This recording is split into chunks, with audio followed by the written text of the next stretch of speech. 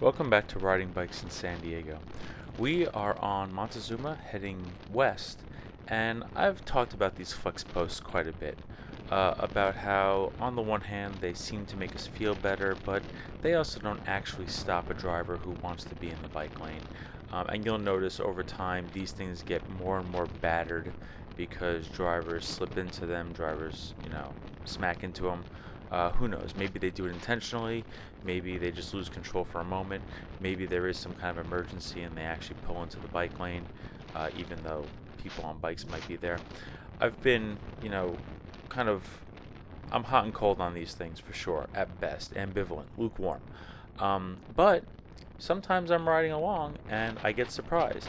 You'll see that we're on a stretch here that has no flex posts, probably because the bike lane's a little narrow and they don't want to infringe on the buffer. But we are in a rare case here where the flex posts actually seem to stop something from getting in the bike lane, which is interesting to me, being somebody who took a fall here because something was in the bike lane a couple of years ago.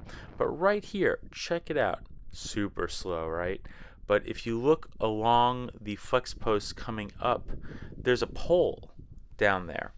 And I'm slowing this down just because, if you recall, back in November of 2023, I took a pretty bad fall here because there was a plank of wood in the bike lane. But the flex posts seem to have stopped this pole from being there.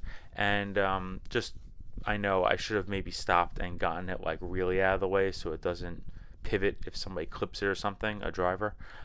If I see it today on the road, I will do that for everybody. I promise, you have my word.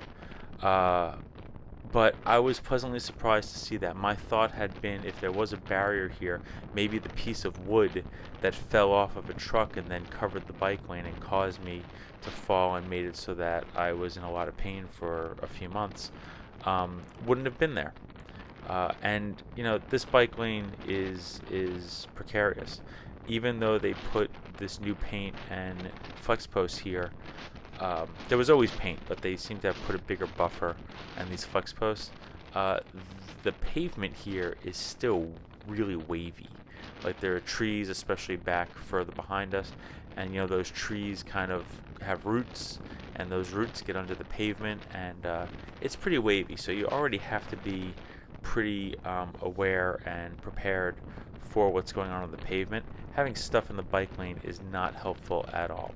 But in this instance, I'm glad to see the flex post stop something from getting into the bike lane and causing an obstacle for people.